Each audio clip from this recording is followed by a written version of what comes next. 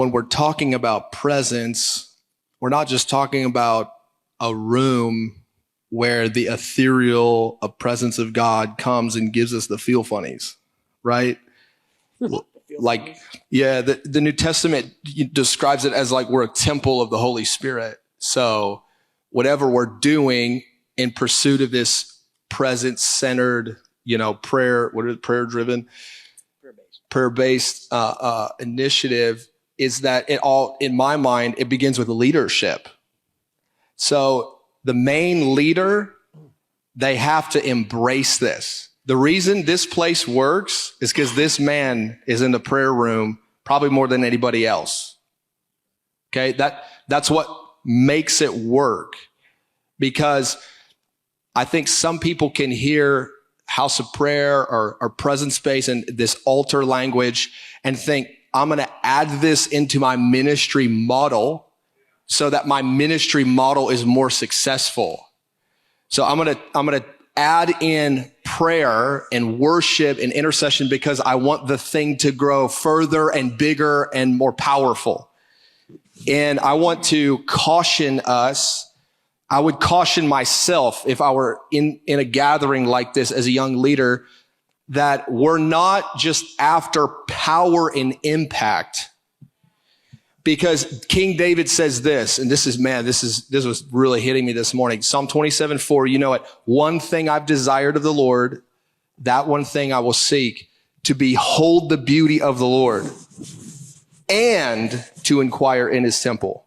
So it all has to flow out of this, a desire that grips us to behold the beauty of God, to encounter the person of Christ, to be enriched by the attributes, the vast ocean of the knowledge of God and his affection. That has to be the driving motive behind why we do prayer or mission, church planning, discipleship, or whatever, okay? Now, here's the catch. King David was already given a kingdom and then said, I long to be in a tabernacle. Most people are going, I'm going to do a tabernacle because I long to be given a kingdom. King David's mentality was so different. He had already been given the kingdom. And he says, there's only one thing I want. I'll give the kingdom to Absalom, my psychotic, handsome son. Take that. I have no interest in that. I'm not tabernacling. I'm not altering. I'm not doing presents to get a kingdom. I'll take the kingdom and I'll spend it to get the presents, to get the beauty. And I think this is so critical for us to grasp. Piper says it so well. The end of missions is worship. We're trying to get people into an encounter with God.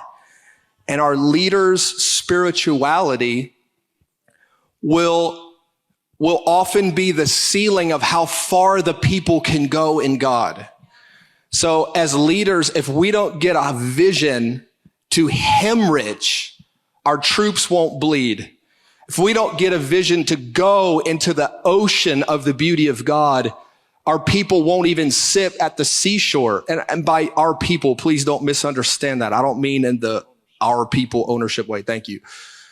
I'm just saying we've got to get such a high vision for why we're doing this, that it is what you said this morning. Prayer is the end. It's not just a means to an end. It's not just to make the mission go, the program go, the outreach go, the thing to grow. It's not ultimately about that. All those things will pass away and will be on the sea of glass in the age to come, in eternity, in the beauty of God. So that has to be part of this center of altar and worship and presence that we're laboring to build.